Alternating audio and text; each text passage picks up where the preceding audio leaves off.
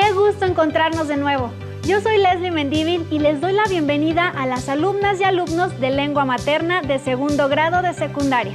Antes de iniciar, les recuerdo que debemos seguir cuidándonos y lavando frecuentemente nuestras manos con agua y abundante jabón, usando el cubrebocas adecuadamente de forma que cubra nariz y boca, y aunque juntos, guardar y pedir la sana distancia. La salud es primero. Además, ¿ya hicieron algo de ejercicio hoy? Soy el docente Edgar Ariel Corona y efectivamente es un gusto encontrarnos por aquí en una sesión más de lengua materna de segundo grado. Nuestra sesión se intitula Sin Fronteras, diversidad lingüística del español. Con esto nos referimos a reflexionar sobre otro aspecto de la diversidad lingüística, es decir, la diversidad de la lengua española, que implica comprender la gran variedad de palabras que utilizamos en el español de Latinoamérica, de España y, por supuesto, de México. En particular, la manera de nombrar las cosas en las distintas regiones del habla hispana, así como los usos y formas de conversar que tienen las distintas personas en ciertos contextos.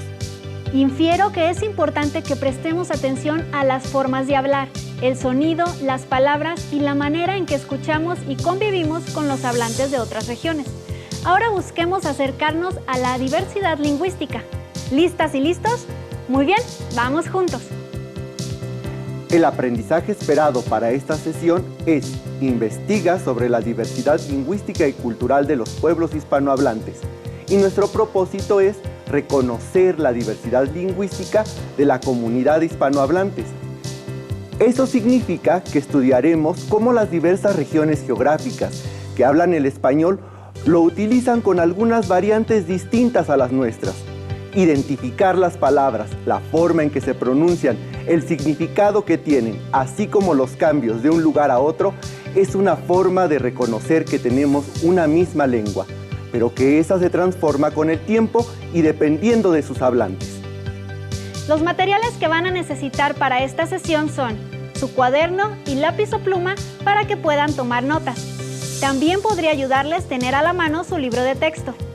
Recuerden que todo lo que vean en esta sesión será para reforzar su conocimiento, así que les recomiendo llevar un registro de las dudas, inquietudes o dificultades que surjan al exponer los planteamientos.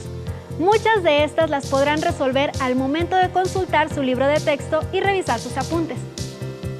Para iniciar con nuestra sesión, será importante recordar que la mayoría de los países de Latinoamérica tienen el español como idioma oficial o nacional. Esto es porque somos producto de la conquista española. Sin embargo, prevalecieron en muchos casos las lenguas originales. En el encuentro de estas dos culturas se adoptaron algunas de esas palabras que ahora son parte de nuestra lengua común, es decir, el español. Así comenzó la diversidad lingüística. La lengua, como parte de la cultura, es un medio de comunicación y con ella es posible adquirir algunos conocimientos, expresar emociones y formar parte de una comunidad de hablantes. Esas palabras que forman el lenguaje son parte importante de nuestras relaciones con los otros. Existen muchos personajes importantes en el estudio de la lengua que han expresado sus ideas con relación al lenguaje y cómo éste ayuda a conectarnos con el mundo. En este caso, nos acercaremos a uno de ellos, el pensamiento de Alberto Manguel, en La ciudad de las palabras. Las palabras confirman nuestra existencia y nuestra relación con el mundo y con los otros. En este sentido, somos creaciones de nuestra lengua. Existimos porque nos nombramos y somos nombrados. Seguramente, ustedes tienen formas y códigos propios con los que dialogan con su familia, con sus amigas y amigos, así como con sus profesores. Esas variantes que hacemos en cada región y con distintas personas son elementos que configuran la diversidad lingüística. Pero, ¿qué es la diversidad lingüística? Acompáñenme leyendo el siguiente concepto. La diversidad lingüística consiste en reconocer y valorar la existencia de distintas lenguas que coexisten en nuestro continente. Asimismo, promover la prevención, cuidado y respeto por la multiplicidad de lenguas originarias. Esta diversidad lingüística no está aislada de nuestra realidad y puede observarse cuando vamos a una comunidad distinta a la nuestra o a otra región de nuestro país, incluso en la propia calle o en ciertos lugares. Podemos escuchar a personas que hablan con otra entonación o que utilizan otras palabras para designar algo. Profesor, pensando en esta diversidad, me surgen un par de dudas. ¿Estos cambios solo suceden con nuestra lengua o existen en todos los idiomas? Es bueno dejar claro que no solo sucede en nuestro idioma. Todas las lenguas se enriquecen con otras. El contacto con distintos hablantes y el paso del tiempo son elementos fundamentales para que esto suceda. Por ejemplo, el español que llegó a América ya se había enriquecido con varias palabras árabes que hoy utilizamos de manera común, como azúcar, cero, alcohol o naranja. Muy bien, profesor. Ahora es momento de conocer cuáles son las dudas que expresan las y los alumnos, como por ejemplo, ¿por qué son distintas las formas de hablar de una región a otra? ¿Por qué cambian las lenguas con el tiempo? Interesantes cuestionamientos. Nuestra manera de hablar es diversa y está en constante evolución. Por eso, aunque podemos encontrar definiciones semejantes, su uso cambia en determinados lugares y bajo distintos contextos. Para comprenderlo mejor, veamos los siguientes ejemplos. Como pueden observar, en Argentina se le nombra frutilla a lo que nosotros llamamos fresas. Pero, ¿por qué sucede ese cambio? Veamos su definición, tal vez encontremos alguna respuesta. Si revisamos la definición del diccionario de la Real Academia Española, nos daremos cuenta de que en otros países como Argentina, Bolivia, Chile, Ecuador, Paraguay y Perú, también utilizan la misma palabra, frutilla. En México cambia la manera de nombrarse, sobre todo por el color que tiene este fruto y porque nosotros nos apropiamos de esa palabra a partir del vocablo francés fraise. Veamos otro caso. En Chile, por ejemplo, un novio es un pololo y una novia una polola. En la definición que encontramos en el diccionario, veamos sus variantes. Pololo es una palabra de origen mapuche, una lengua originaria de Chile. Además, también se usa en Bolivia con la connotación de novio u hombre que sigue o pretende a una mujer. Así, el español que hablamos actualmente adquiere palabras de otras regiones que vamos haciendo propias y se hacen cada vez más cotidianas. Seguramente en su región tienen maneras distintas de nombrar frutas, objetos o situaciones que en otros lugares de nuestro continente no significan lo mismo. Profesor, pero no solo las palabras cambian para nombrar las cosas, ¿o sí? También pasa que cuando hablamos, no todas y todos nos escuchamos igual, como si tuviéramos otro tono de voz. ¿Eso también influye? ¡Qué buena observación! Por supuesto, todas las palabras en nuestra lengua no están aisladas. Por el contrario, se combinan cuando una persona habla. Al momento de escuchar su diálogo, podemos identificar algunos elementos como su ubicación geográfica, el contexto en que vive la persona, la situación que nos está contando, el tono o carácter que utiliza. Estoy seguro de que todas y todos ustedes se han sentido alguna vez preocupados. ¿Se han dado cuenta cómo cambia su tono de voz al expresar el problema? O cuando se dirigen a una persona mayor que ustedes, ¿cuáles son las palabras que utilizan? Estos cambios que sufre nuestra habla tienen una clasificación distinta. La primera puede referirse a las variantes dialectales y sociales que son utilizadas en determinadas regiones de Latinoamérica. Estas variantes también tienen relación con los aspectos culturales y socioeconómicos que vive cada sociedad. Por ejemplo, en la cocina cubana se mezcla la cultura española, africana y la originaria. Este encuentro con distintas costumbres permite crear, con los productos de la región, platillos típicos como la yuca con mojo. ¿Te imaginas qué podría ser? La yuca es un tubérculo que se cultiva en las regiones tropicales de América, mientras que el mojo es un preparado de ajo, jugo de naranja, agria y naranja fresca, ajo, comino y sal. Su mezcla crea un platillo muy sencillo y delicioso. Otra es la variante fonética. Esta tiene relación con el sonido y la entonación de las palabras. Por ejemplo, el sonido de la C y Z tan particular de España, o el de la Y y doble L en el sur de América. ¿Alguna vez he escuchado a personas de otros países expresiones como pagas o querés? Se trata de una manera particular de conjugar los verbos denominada voceo. Eso es una variante morfosintáctica. Por ejemplo, otra variante de ese tipo es el uso de formas verbales como vosotros coméis o vosotros decís en el español europeo, que en América no usamos. También tenemos las variantes léxicas que se hacen evidentes en textos como composiciones, cuentos, recetas o notas. Es así como podemos identificarlas, conocerlas y estudiarlas. Veamos el siguiente ejemplo del cuento La insolación, de Horacio Quiroga. El sol salió, y en el primer baño de luz, las pavas del monte lanzaron al aire puro el tumultuoso trompeteo de su charanga. Los perros, dorados al sol oblicuo, entornaron los ojos, dulcificando su molicie en beato pestañeo. Estas palabras pueden no ser tan comunes en algunas otras regiones. ¿Qué les parece si vemos su significado? La pava de monte es una especie de ave silvestre que vive en las zonas de Paraguay, Uruguay, Argentina, Bolivia y Brasil. Acompáñennos a ver otro ejemplo. Charanga, música tocada con instrumento de viento. Profesor, ¿nos puede compartir un ejemplo más? Claro, acompáñenme leyendo. Beato, feliz o bienaventurado. Para comprender un poco más el tema, veamos la siguiente imagen de este libro, de lengua materna segundo grado. ¿Qué piensan que está pasando en la imagen? ¿Reconocen la lengua en la que se expresa la cantante? ¿En dónde podría suceder esta situación?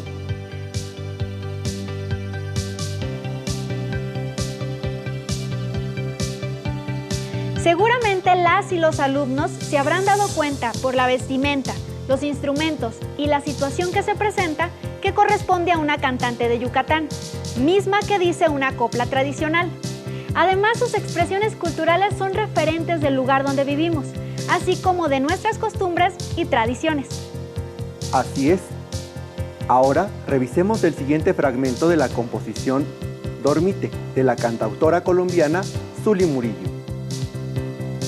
Hace un ratote que canto y no logro adormecerte, porque grandotes tenés esos ojos y tarda pa' que se cierren. Dormite, por Dios, dormite y hacerle caso a tu mamá. Mi tía ya me contó que siendo vos tan chiquito, en un pris-pras, te soltaste la mano para ir gateando hasta el río.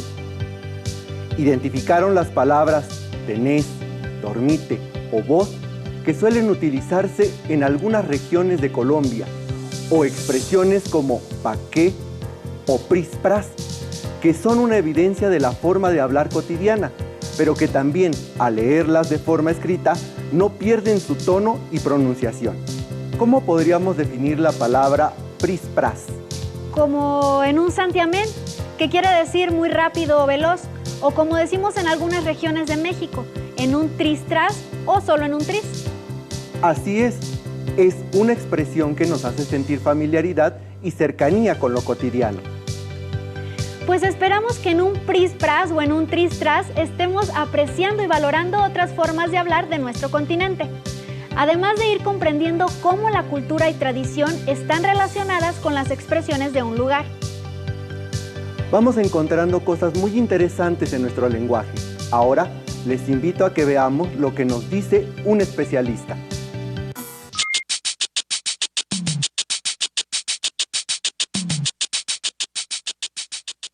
Bueno, esa es una de las preguntas que surgen constantemente, si hay una forma correcta de hablar el español, y lo cierto es que no la hay, ¿no? Lo que determina, hace un momento lo decíamos, es los usos, y los usos los va determinando la gente, ¿no? Las referencias cambian, los usos cambian, los significados cambian, y hay que estar atentos a estos cambios. Finalmente, la difusión de estos significados y de estas concepciones es también lo que nos va dando esta cohesión, ¿no? Los sudamericanos pueden usar, por ejemplo, comentamos hace un rato, la palabra cachos en lugar de cuernos. Y sin embargo, si uno como mexicano escucha la frase, el toro tenía cachos muy largos, ¿no? Es fácil entender que se trata de los cuernos. Entonces, siempre el contexto de una palabra que no conocemos nos ayuda a enfrentarnos a esta nueva palabra. Esa es una de las riquezas del lenguaje español. El español es uno de los lenguajes, o una de las lenguas que tiene más sinónimos, y entonces nos encontramos todos los días con palabras que no entendemos, pero podemos enfrentarnos, digamos, a estas lagunas de conocimiento individuales por medio de los contextos. Y por último, ¿cuál es el papel del español escrito como factor de cohesión entre los hispanohablantes? Bueno, una de las formas principales de intercambiar ideas, de intercambiar experiencias entre las personas son los libros. Los libros o cualquier otro tipo de texto, ¿no? En otros momentos eran las cartas, las relaciones epistolares, bueno, son tremendamente importantes para la difusión de ideas, ¿no? Actualmente, lo puedes ver, el español escrito sigue con un peso fundamental, no nada más por fenómenos como el internet, ¿no? Que no es más que las cartas de otro modo. Claro. Sino hasta con los mensajes de teléfono. Todo el día, los jóvenes sobre todo, traemos los teléfonos en las manos y estamos intercambiando ideas, ¿no? Y estas ideas tienen que expresarse por medio de palabras escritas. La forma en cómo las escribimos determina mucho también la forma en cómo nos interpretamos nosotros mismos, ¿no? Entonces, el lenguaje escrito es una expresión del pensamiento, es el pensamiento traducido en palabras.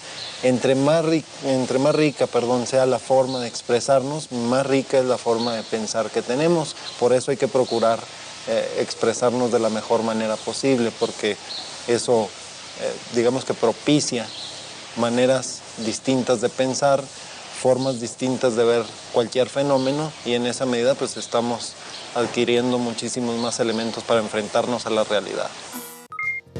Como observamos, valorar la diversidad lingüística que existe en los pueblos de habla hispana también nos permite apreciar las transformaciones y cambios que vive una sociedad.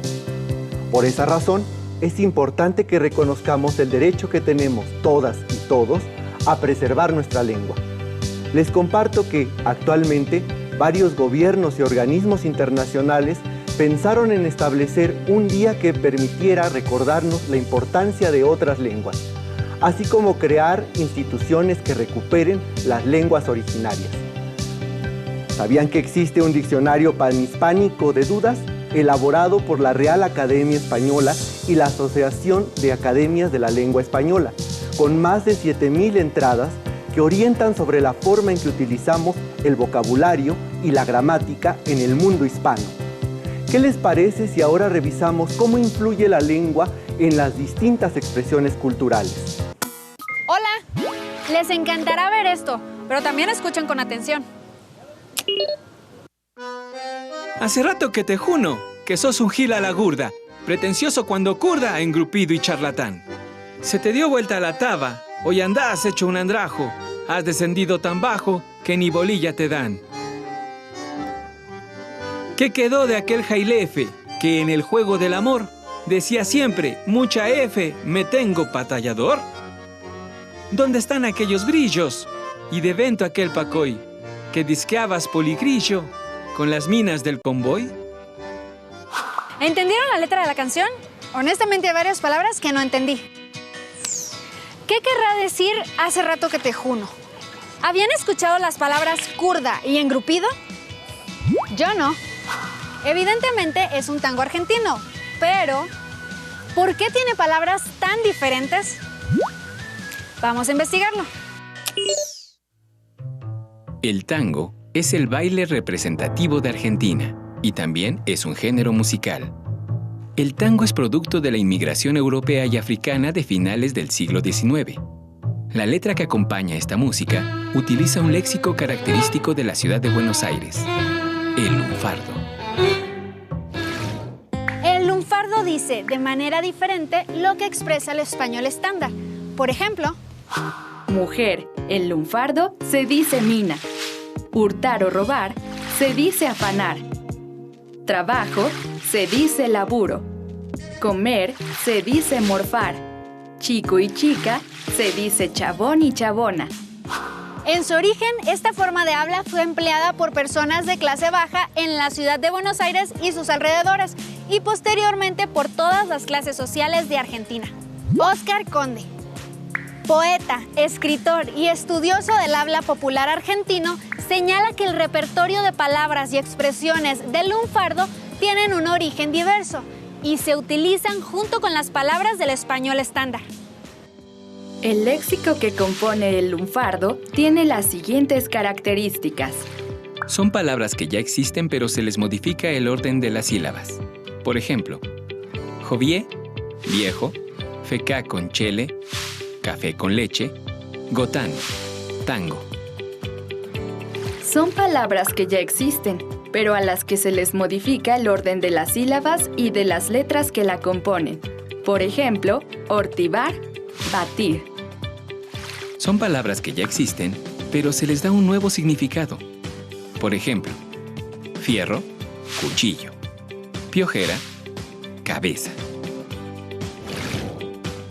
Son palabras de otras lenguas que conservan su significado o lo extienden, y que se escriben y pronuncian conforme al español. Por ejemplo, money, del inglés money. Laburar, del italiano lavorare. Son palabras derivadas de otras palabras.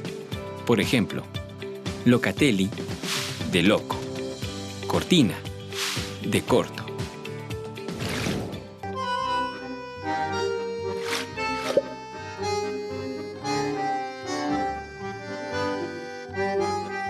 Hace rato que te juno, que sos un gil a la gurda, pretencioso cuando curda, engrupido y charlatán. Se te dio vuelta la taba, hoy andás hecho un andrajo, has descendido tan bajo que ni bolilla te dan. ¿Qué quedó de aquel jailefe que en el juego del amor decía siempre, mucha F, me tengo patallador? ¿Dónde están aquellos brillos y de vento aquel pacoy que disqueabas poligrillo con las minas del convoy? Ahora entiendo esa canción. Con lo que saben ahora, ¿podrían crear sus propias palabras del lunfardo? Como venía de Monly. Esto del money o del locatelli me parece muy familiar. ¿Existe en México algo similar al tango y el lunfardo? Por ejemplo, canciones en las que se reflejen variantes socioculturales o regionales del español mexicano. Como con bronca y junando, de rabo de ojo a un costado, sus pasos han caminado, derecho para Narval, lo lleva el presentimiento de que en aquel potrerito no existe ya el bulincito, que fue su único ideal. Ese tango está en lunfardo. ¿Podrían identificar a qué se refiere esta canción? Adiós. ¡Qué hermoso tango! Como notaron, el español de cada región es solo una de las muestras de la diversidad cultural que existe entre los países hispanohablantes. Por ejemplo, en Perú, la cocina es muy rica y variada porque tiene influencia de la cultura inca, pero también de la china. Asimismo, celebran festividades como la fiesta de la Pachamama, también de origen inca, en la que se hace una ofrenda a la Madre Tierra. Y entre su música, muy diversa, hay canciones criollas de los Andes y cumbia. Así, la riqueza de una cultura se manifiesta en muchos aspectos y, cuanto más los conozcan, mejor entenderán a cada pueblo. Muy bien, ahora ya sabemos que todas nuestras lenguas forman parte de una comunidad de hablantes y debemos preservarlas. Como dato curioso, les comparto que en México tenemos 68 agrupaciones lingüísticas de los pueblos originarios y sabemos por la UNICEF que de los 522 pueblos indígenas que habitan en Latinoamérica, 420 lenguas aún están presentes. Ahora estamos seguros de que ustedes valoran más las diferentes formas de hablar, pues ya se dieron cuenta de otras expresiones y variantes que pueden tener el lenguaje dentro de una cultura en particular. Para continuar, ¿qué les parece si realizamos una actividad que nos permita recuperar nuestro aprendizaje? Revisemos nuestro libro de lengua materna de segundo grado. ¿Puedes ayudarme a leer? Claro, maestro. Pongan atención. ¡Hala, chaval! Ha pasado a tu piso y no te he encontrado. Te he traído los tebeos que me has prestado. Me ha dicho la portera que has ido de veraneo con tu hermano y que regresaráis al fin de semana. Ojalá que no volváis insolados de la playa, porque el cole empieza el lunes. Saludos de tu colega Francisca. Ahora veamos cómo suena con un lenguaje más cercano a nosotros. Panchita, me dieron tu recado en la portería de mi edificio. Te vine a buscar para devolverte también las historietas que me prestaste, pero no te encontré. Mejor las intercambiamos el lunes en la escuela. ¿Te late? Tu amigo Guillermo. Analicemos algunos aspectos de los recados que acabamos de revisar. ¿Qué diferencias se encuentran entre los dos recados? ¿Que un recado se comprende mejor que otro? ¿Que una nacionalidad es española y otra mexicana? ¿Que son textos literarios? Si respondieron la opción B, es correcto.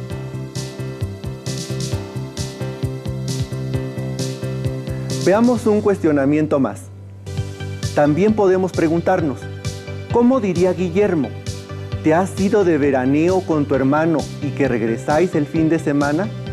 ¿Te has ido de verano con tu hermano y vuelves el fin de semana? ¿Te fuiste de verano con tu parce y que regresas el fin de semana? ¿Te has ido de vacaciones con tu hermano y que regresas el fin de semana? En este caso, la respuesta correcta es C.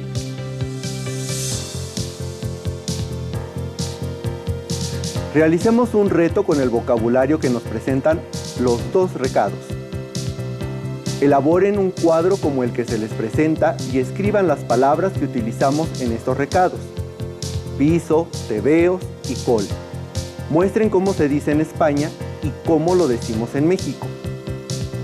Busquen el significado de las palabras que utilizamos en México.